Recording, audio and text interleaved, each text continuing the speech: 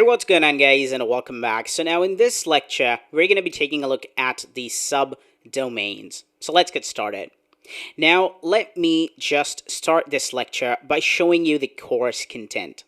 Now you can see that we are actually on this section that is all about the online server. But after this section, now we will be building a project 2, project 3, project 4, and project 5. There are more 4 projects that we will be building, but we are actually done with the project 1, and that is hosted on our domain. But now we want to build our project 2, and that is let's build a corporate business website. But how do we start this? Do we have to purchase another domain and then we have to build a website on that? Or there is another free method? There is another free method, and that is to use subdomains. So let's understand what are the subdomains. So subdomains are something that is you can create unlimited for free.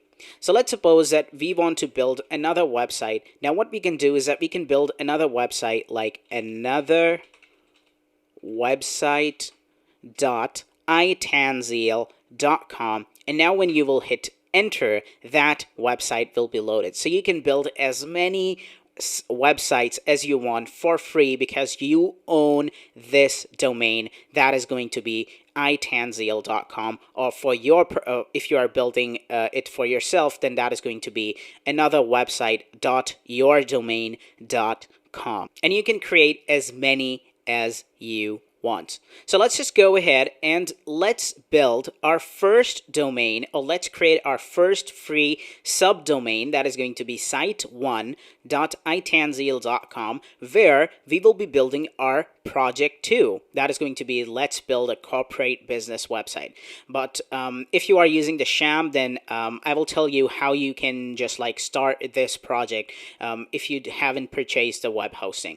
But let's just go ahead and let's understand how to create our first domain and then how to install WordPress in it.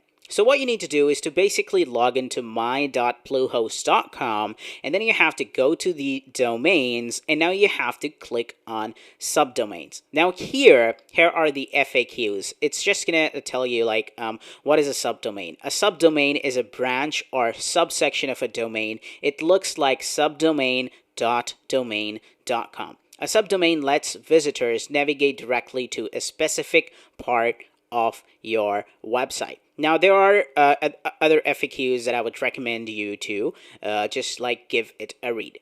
All right, now once you are in the subdomains, now what you need to do is to just click on this that says add a subdomain. And this subdomain is going to be site1.itanzil.com. But you do not have to write it like this. You just have to write here site1, and then you have to select your domain. That is going to be itanzil.com. Now here, it is asking you what is going to be the home folder or the root folder. So the root folder is going to be inside the public_HTML. So let me just show you. What I will do is that I will open up the advanced link in a new tab, and so that we are actually taken to the cPanel, and let's just have a look at that. Now what we will do is that we will go into the file manager, so that we are taken to the file manager. Now once you are in the file manager, this is the public_HTML file, and inside this we have got all of the WordPress files. So when we type in the domain.com, our website gets loaded, which is the root folder. Public_HTML is the root folder. Now what they are saying is that they are saying that for this subdomain that you are creating, what will be the root folder of that? So what we will do is that we will write here site1, like site1 will be a folder that will be automatically created in the cPanel or in the file manager. So let's just hit add subdomain and let's see how does it go. So now once you have actually created the subdomain, you can see that we've got subdomain site1 and the root domain is this. Now let's just come here and let's reload this page, and you should see the site1 automatically created. Now inside here, whatever you will be adding will be your home folder for the subdomain. So I hope you are getting. Let me show you. What I will do is that I will create a file over here named as index.html and I will hit enter. Now what I will do is that I will right click on it and I will click on HTML edit and I will click on edit over here. Now what I will do is that I will write here hello world. I will select it and I will change it into a heading and I will now save this file. So where is the save? Yes, here it is. Now once I will click save, it says successfully saved the file. Now once you are done with that, now what you need to do is to just go to your domain over here and now you have to write here site1.itanzil.com and you can see it just says that the site cannot be reached. And the reason for that is because this domain is actually created, but it will take some time for the server to know that, okay, this domain is created and now it's ready to go. So what you need to do is to wait for some time, probably like 24 hours, which is maximum.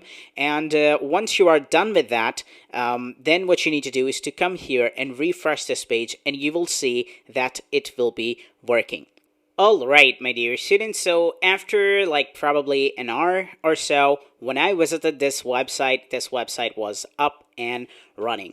And not only that, the SSL is also activated by the default. So if the SSL doesn't get activated, then what I would suggest you is to just go to helpchat.bluehost.com.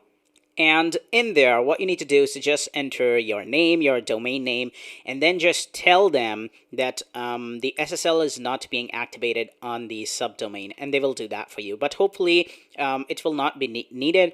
When you will visit the site1.itanzil.com or your domain name.com and you will hit enter, you will see that the website will be loading perfectly. Okay. So this was done basically in under an hour, but I just rechecked the website after an hour and it was working. So now if the website is actually working perfectly, then this is the hello world that we actually created as the index.html in our file manager. So now what you can do is that you can go ahead and you can delete this because we do not need this index.html anymore. Now let's go ahead and let's take a look at something else.